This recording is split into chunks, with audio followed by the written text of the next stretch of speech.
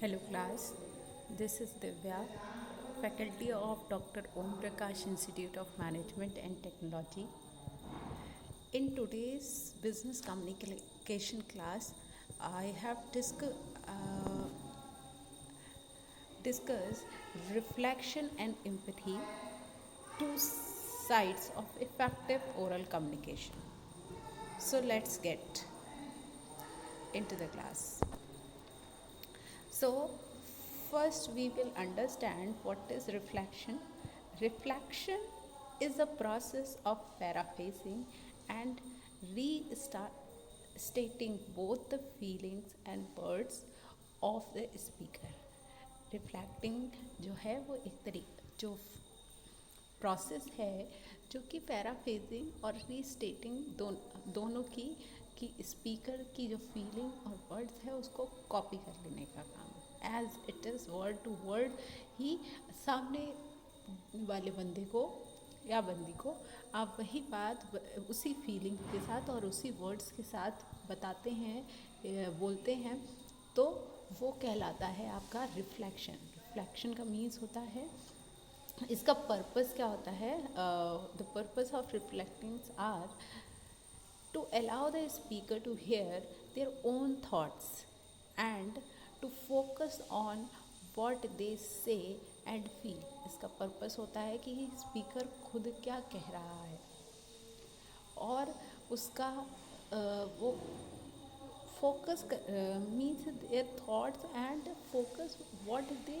से and feel, क्या कह रहा है और क्या फील कर रहा है, क्या उससे फीलिंग आ रही है। तो रिफ्लेक्शन आपको वही बताता है। जैसे आईना होता है, आईने में आप खुद को देखते हैं तो वो एज इट इज़ वैसा ही आपका प्रतिबिंब आपको दिखाता है। तो सेम विद द रिफ्लेक्शन कि आप जब सुनकर स्पीकर की बातों को सुनकर उसके थॉट्स को सुनकर आपको उसको फोकस करता है वो इस चीज़ पर कि क्या कहा जा रहा है और कैसा महसूस हो रहा है। ठीक है। सेकेंड पॉइंट कहता है to shows the speaker that you are trying to perceive the world. आप स्पीकर को ये शो कर रहे हो कि यू आर ट्राइंग, तुम समझने की कोशिश कर रहे हो, you are trying to perceive, पर उस वर्ल्ड को उस संसार को परसीव करने की कोशिश कर रही हो एज दे सी इट, जो कि वो अपने जो स्पीकर अपने माइंड में देख रहा है and that you are doing your best. वहाँ पर आप क्या कर रहे हो, अपना बेस्ट दे रहे हो कि जैसे भी आप परसीव कर सकते हो। सपोज दैट आपसे स्पीकर बात कर रहा है कि मीन्स हम यहाँ पे ऑनलाइन क्लास ले रहे हैं, लेक्चर ले रहे हैं, तो उसमें आपको ब्रिंग करने की ज़रूरत है कि बात हो रही है ये क्लासरूम में बैठकर। तो एज इट इज़ कि अगर बोला जा रहा है कि सपोज ये ब्लैक बोर्ड पर लिखा है क्लास में, तो you just perceiving, you are trying to perceiving that word which speaker is going to tell you about, और उसमें आप क्या कर रहे हैं, अपना बेस्ट दे रहे हैं उसकी मैसेज को अंडरस्टैंड करने के लिए। नेक्स्ट पॉइंट कहता है कि to encourage them to continue talking. आपको क्या करता है, इनकरेज करता है कंटिन्यू टॉकिंग के लिए। इसके बाद रिफ्लेक्टिंग की दो टेक्निक्स हैं, मेन टेक्निक्स, जिनको फर्स्ट होती है मिररिंग। मिररिंग बताता है, मिररिंग के नाम से आप समझ गए होंगे कि मिरर, ठीक है, आईना।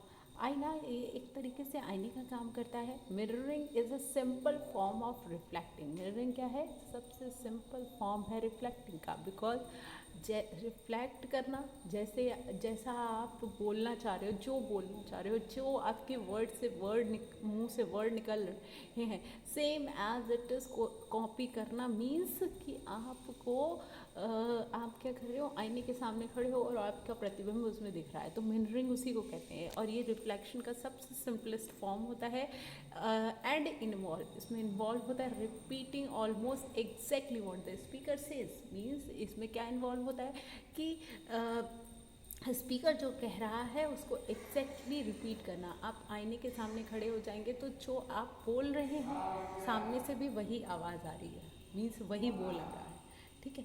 या फिर आप वीडियो बना रहे हैं अपना, ठीक है, आप वीडियो बना रहे हैं और उस वीडियो में आपने जो बनाया, मतलब आपने जो बोला, तो सेम इट इज़ वो वीडियो वैसा ही रहेगा उस जो बोला गया है आपके द्वारा।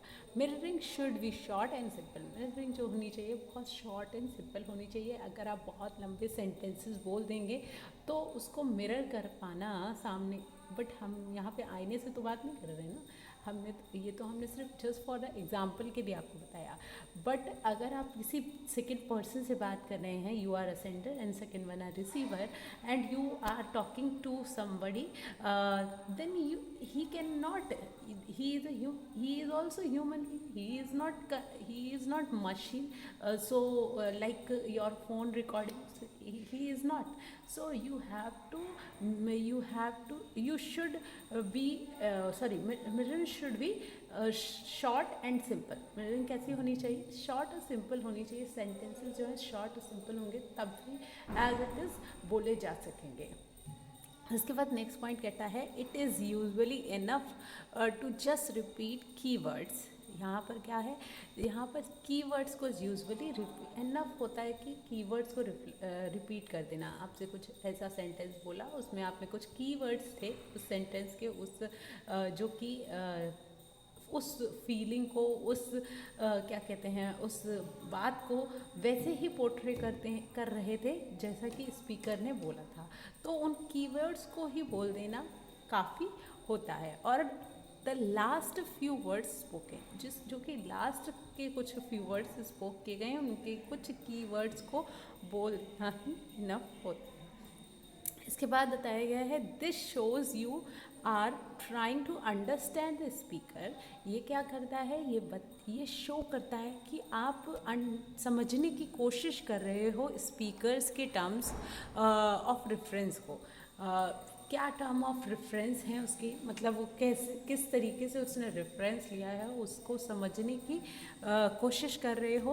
और and act as a prompt, और तुम क्या कर रहे हो, एज अ प्रॉम्प्ट की तरह एक्ट कर रहे हो। प्रॉम्प्ट क्या होता है, जैसे कि जब न्यूज़ रीडिंग होती है तो सामने प्रॉम्प्ट रखा होता है, उसमें सारी चीज़ें आती रहती हैं, तो एज इट इज़ वो वही पढ़ते जाते हैं। कि सपोज दैट आपके सामने लिखा है कि मान लेते हैं यही लिखा है कि and act as a prompt for him और हर टू कंटिन्यू, तो एज इट इज़ वही वर्ड जो प्रॉम्प्ट में आते जाते हैं वो उसको रिपीट कर रहा है। तो आप भी स्पीकर के लिए क्या काम कर रहे हो, प्रॉम्प्ट का काम कर रहे हो। जैसा आपके लिए भी स्पीकर क्या काम कर रहा है, प्रॉम्प्ट का काम कर रहा है। क्लियर है, मिररिंग वही होती है। इसके बाद एक लास्ट पॉइंट रह जाता है। लास्ट पॉइंट में बताया गया है कि we aware not to over mirror. हमेशा देखिए मिरर का काम होता है एज इट इज़ जो आपकी तस्वीर है वैसा ही उतार देना आईने पर। बट यहाँ पे आईने की बात नहीं हो रही है, यहाँ पर बात हो रही है बातों की, ठीक है। ओरल कम्युनिकेशन हो रहा है, तो ओरल कम्युनिकेशन में हमेशा क्या आपको जब मिररिंग टेक्निक्स को फॉलो कर रहे हैं आप रिफ्लेक्टिंग की, तो ये इस चीज़ के लिए थोड़ा सा अवेयर रहना चाहिए कि आप ओवर मिरर ना कर दें, ठीक है। As this can become irritating, तो क्या हो जाएगा, इरीटेटिंग हो जाएगा, फिर वो लगने लगेगा मजाक हो रहा है, आप कॉपी करने की कोशिश है। जैसे लोग जब किसी को इमिटेट किया जाता है तो ऑब्वियसली उसको कहीं ना कहीं लगने लगता है कि you are trying to mock on me, on her और him. So do not over mirror, okay. Be aware about it, and therefore a distraction from the message. So इससे क्या होगा कि अगर आप ओवर मिरर करते हैं तो वो इरिटेटिंग हो जाएगा कॉन्वर्सेशन, और डिस्ट्रैक्शन आ जाएगा मैसेज से, कि मैसेज जो कन्वे करने था वो उसमें डिस्ट्रैक्शन आ गई। तो ऑब्वियसली मिररिंग का ये एक नेगेटिव पॉइंट, आप इसके रिगार्डिंग भी अवेयर रहना चाहिए रिसीवर को। नेक्स्ट पॉइंट है paraphrasing. Paraphrasing involves using other words to reflect what the speaker has said. Paraphrasing में का मतलब है कि इसमें इन्वॉल्व होते हैं अदर वर्ड्स जो कि रिफ्लेक्ट करते हैं जो स्पीकर्स ने कहे, ठीक है, कुछ अलग वर्ड्स जो कि आप अपनी स्पीकिंग में इंक्लूड कर लें, अपने ओरल कम्युनिकेशन में इंक्लूड कर लें, बट उनका फीलिंग जो है, उनका जो मतलब है वो सेम ही है स्पीकर के द्वारा कहे गए वर्ड्स से। पैराफ्रेजिंग सेकेंड पॉइंट कहता है कि paraphrasing shows not only that you are listening. Paraphrasing न केवल यह शो करता है कि आप सुन रहे हैं, but that you are attempting to understand what the speaker is saying। Paraphrasing ना केवल ये शो करता है कि वो आप सिर्फ लिसन कर रहे हैं, आप सुन रहे हैं बात को बहुत ध्यान से, बल्कि ये भी बताता है कि आप जो आप ट्राई कर रहे हैं, अटैम्प्ट कर रहे हैं अंडरस्टैंड करने का जो भी स्पीकर आपसे बोल रहा है। सपोज दैट मैं आपसे बोल रही हूँ तो आप सुन रहे हैं, ठीक है, ये क्या हो जाता है, ये आपका मीन्स आप बट समझना एक अलग चीज़ है। जो आपसे बोला जा रहा है उसको आप उतना समझ भी पा रहे हैं, तो ये बात होती है पैराफ्रेजिंग में, ठीक है, कि जो स्पीकर बोल रहा है उसको आप समझने के लिए अटैम्प्ट कर रहे हैं, ट्राई कर रहे हैं, ठीक है। नेक्स्ट पॉइंट कहता है कि इट इज़ ऑफन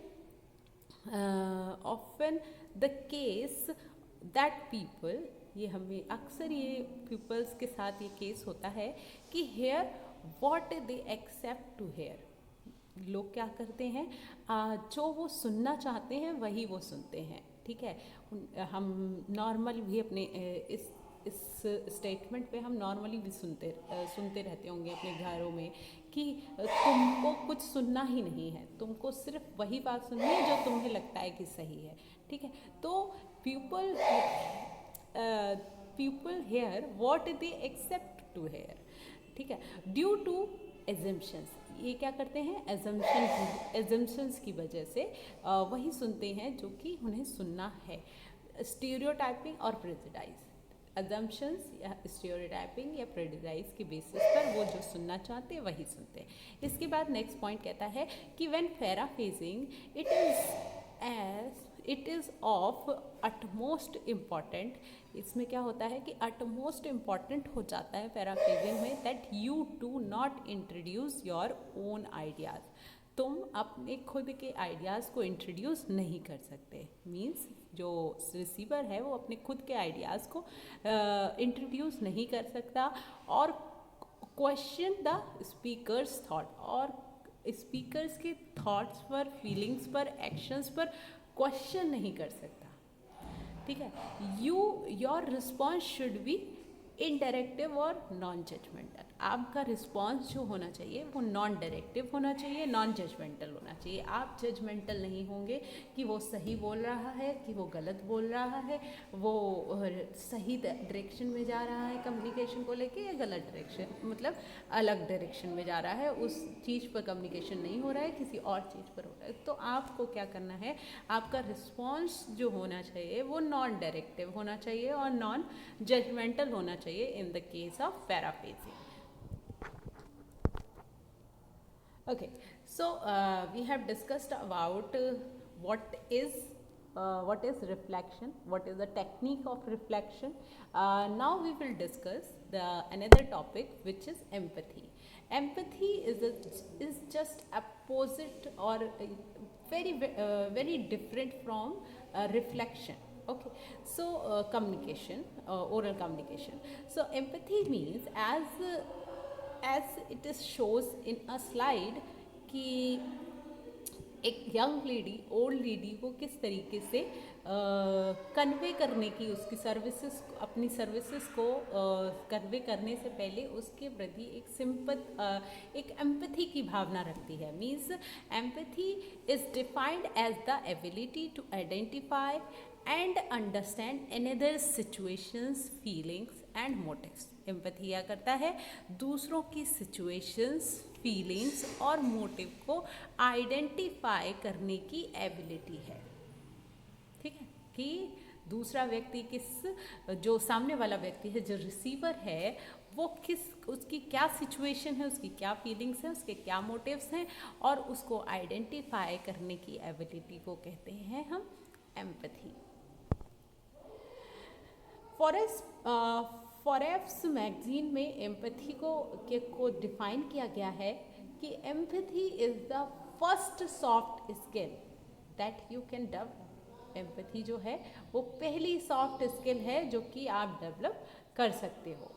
इसके बाद बताया गया है as a naturally empathetic person, अगर आप नेचुरली ही एम्पैथेटिक पर्सन हो, मीन्स आप लोगों की सिचुएशन को अंडरस्टैंड करके उनकी फीलिंग्स को समझकर अपनी बात कहते हो, अपनी बातों को प्रेजेंट करते हो, तो that means you are naturally empathetic person.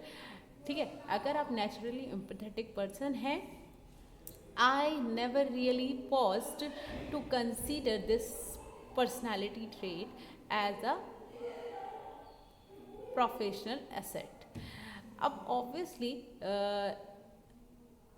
मैं ऐसा बिलीव नहीं करता हूँ कि ये क्या है, पर्सनालिटी ट्रेट है। रियली पॉस्ट, ये पॉस्ट कर देता है कि पर्सनालिटी ट्रेट को एज अ प्रोफेशनल एसेट। ठीक है, इसके बाद however as I reflect as I began to reflect on the fabric of my current business relation। ठीक है, अगर हम अपने करंट बिजनेस रिलेशंस को स्टार्ट करते हैं, तो I realise that my nature empathetic communication style has been the major factor of the majority of my most successful. तो हमेशा ही एम्पैथेटिक कम्युनिकेशन स्टाइल जो है वो एक बहुत ही मेजर फैक्टर होता है majority of most successful, meaningful and profitable business relation के लिए मेरी। क्लियर है? इसके बाद नेक्स्ट पॉइंट आता है, ये कुछ टेक्निक्स हैं इसके रिगार्डिंग कैसे एम्पैथी शो होती है। तो फर्स्ट पॉइंट कहता है develop your self awareness. Develop करना सेल्फ अवेयरनेस को। Communicating with others in a way that reflect more empathy require you have to highlighted level of awareness.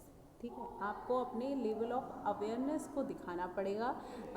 Communicate, जब दूसरों से आप कम्युनिकेट कर रहे हैं, वो जो कम्युनिकेशन के रिफ्लेक्शन के टाइम पर रिफ्लेक्ट कर रहा है, रिफ्लेक्ट होना चाहिए कि आप एम्पैथेटिक पर्सन हैं। ठीक है, क्योंकि ये क्या रिफ्लेक्ट करेगा, empathy requires you to have highlighted level of self awareness. जब आपको सेल्फ अवेयरनेस होगी तभी अवेयरनेस का हाईएस्ट लेवल होगा। हाईएस्ट लेवल होने पर ही आप एम्पैथी की जो रिक्वायरमेंट है उसको समझ पाएंगे कि कहाँ पे मुझे कि लोगों की सिचुएशन को समझ के किस तरीके की बात को कहना चाहिए। तो यहाँ पे यही बताया गया है कि हाउ यू आर परसीव, कैसे आप परसीव करते हैं। Often time determines how you received, कैसे अक्सर आप कैसे रिसीव्ड करते हैं। Thus having a thorough understanding of where you are mentally and emotionally during the interaction is vital. जब आप इमोशनली और मेंटली उस इंटरेक्शन, जब आप दूसरे से कम्युनिकेट कर रहे हैं, तो आपका क्या इंटेंशन है, किस तरीके के आपका किस तरीके का इंटरेक्शन है इमोशनली और मेंटली, आप कितना उस स्टेज में है, वो आपका शो करता है एम्पैथी पार्ट को। तो ये क्या हो जाता है, सेल्फ अवेयरनेस भी डेवलप करता है आपका। इसके बाद नेक्स्ट पॉइंट कहता है smile and greet others with genuine enthusiasm. Empathy आपको बताता है कि स्माइल और के साथ आपको ग्रीट करना होता है जेन्युइन एंथुजियाज्म। ऐसा नहीं ओवर एंथुजियाज्म हो जाता, कुछ लोग बहुत ज़्यादा एक्साइटेड हो जाते हैं कि बहुत उत्साह से भर जाते हैं, बट नहीं, बिजनेस के केस में आपको, जब आप सामने वाले बंदे से बात कर रहे हैं, तो आपका एक जेन्युइन एंथुजियाज्म होना चाहिए। अब ऐसा बिल्कुल सैड से मुंह लेके आप बात करने लोगे तो ऑब्वियसली सामने वाला बंदा जो है वो आपसे कम्युनिकेशन में इंटरेस्ट नहीं लेगा। बट तो आपको क्या करना है कि स्माइल कि हल्की सी स्माइल के साथ लोगों को ग्रीट करना है और जेन्युइन एंथुजियाज्म होना चाहिए। यही बताता है कि your smile is one of the most powerful form of non-verbal communication। non-verbal communication के लिए एक बहुत ही powerful form होता है आपकी स्माइल, ठीक है। इस सेकेंड पॉइंट बताता है smiling and greeting others with genuine enthusiasm will contribute to you appearing to be more approachable and open by others that wish to share their ideas and concern with you। अगर आप किसी के साथ smiling के साथ, हल्की मुस्कान के साथ और जेन्युइन एंथुजियाज्म के साथ, मैनेजेबल उत्साह के साथ बात करते हैं, कंट्रीब्यूट करते हैं, उसके अपीयर करते हैं, अप्रोच करते हैं सामने वाले को, तो ऑब्वियसली वो आपके आइडियाज़ और कंसर्न को आपके साथ अपने आइडियाज़ और कंसर्न को शेयर करने के लिए तैयार हो जाएगा। देन आप अपना जो आगे का प्रोस्पेक्ट है उसको उसी वे में कन्वे कर पाएंगे। इसके बाद बताता है कि research has shown that the act of smiling is contiguous. ठीक है, रिजल्ट ऑफ रिसर्च क्या बताता है कि जो आपका क्या कहते हैं स्माइलिंग होती है वो कैसी होती है, कॉन्टीजियस होती है। अब what is the meaning of contagious? If we talk about in Hindi, what is means, it is means सकारात्मक।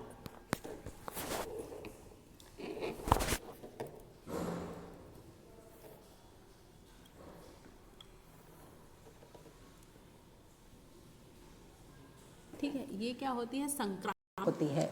आप एक तरीके से जब आप किसी के साथ स्माइल के साथ बात करते हैं तो वो आपके उस व्यवहार से क्या होता है, जैसे वायरस संक्रामित कर देता है, उसी तरीके से आपकी स्माइल में भी इतनी पावर होती है। हर किसी के जब आप बात करते हैं तो अगर आप उसके साथ जेन्युइनली एक स्माइल और एक जेन्युइन एंथुसियाज्म के साथ बात करते हैं तो रिसर्च कहता है कि स्माइलिंग जो होती है वो कॉन्टीजियस होती है, मीन संक्रामक होती है, इन्फेक्टेड। ठीक है, आप इन्फेक्टेड हो जाते हैं सामने वाले से। ऑब्वियसली अगर आप रूड पर्सन भी हैं और सामने वाला आपसे स्माइल करके बात कर रहा है तो ऑब्वियसली आप भी स्माइल ही करोगे, आप उसको ऐसे ट्रीट नहीं करोगे जैसे कि आप बिल्कुल बहुत ही रूड और काइंड पर्सन हो। नेक्स्ट पॉइंट कहता है lead the way. Take the lead during initial conversation from prospectives, connection, clients, colleague. ये क्या करता है, ये टेक लीड ले जाता है इनिशियल कॉन्वर्सेशन की तरफ, प्रोस्पेक्टिव कनेक्शंस के साथ, क्लाइंट्स और कलीग्स के साथ। तो कैसे रिफ्लेक्ट, इसमें से कैसे थॉट्स निकलेंगे तो वो समझना। And generate good dialogues. ठीक है, ये क्या करते हैं, गुड डायलॉग्स को जनरेट करते हैं। नेक्स्ट पॉइंट कहता है ग्रेट इनिशियल कॉन्वर्सेशन। स्टार्टिंग का जो कॉन्वर्सेशन है वो अगर अच्छा है, कैन बी इंस्पिरेशनल, क्या हो सकता है, इंस्पिरेशनल हो सकता है। And plant the seed of long term business interest. ये क्या करता है, प्लांट करता है लॉन्ग टर्म बिजनेस इंटरेस्ट को, मतलब एक बीज बोता है एक लंबे बिजनेस इंटरेस्ट को। ठीक है, नेक्स्ट पॉइंट कहता है कि take time to listen the customer. आप खुद का टाइम लीजिए अपने कस्टमर्स को सुनने के लिए, अपने एम्प्लॉयज़ को, अपने मैनेजर्स को, अपने स्टेक होल्डर्स को। क्वाइट ऑफन, अक्सर जल्दी ऐसा करिए। अगर आप ऐसा नहीं करते हैं तो ऑब्वियसली आपको दिक्कतें आएंगी। तो ये क्या है, it is there the idea that develop the pathway to future success. ये क्या करता है, फ्यूचर सक्सेस के लिए एक पाथवे तैयार कर देता है और वहाँ से आपके आइडियाज़ जो हैं वो डेवलप होते हैं। किसी को कुछ मतलब no one is extraordinary, no one has extraordinary except few people, so everyone is genuine thinker. Okay, so you just need to You just need to conversate with people and take the ideas and develop the great pathway for your future success. So that is all about for today's class. Thank you. We will meet you in our next class.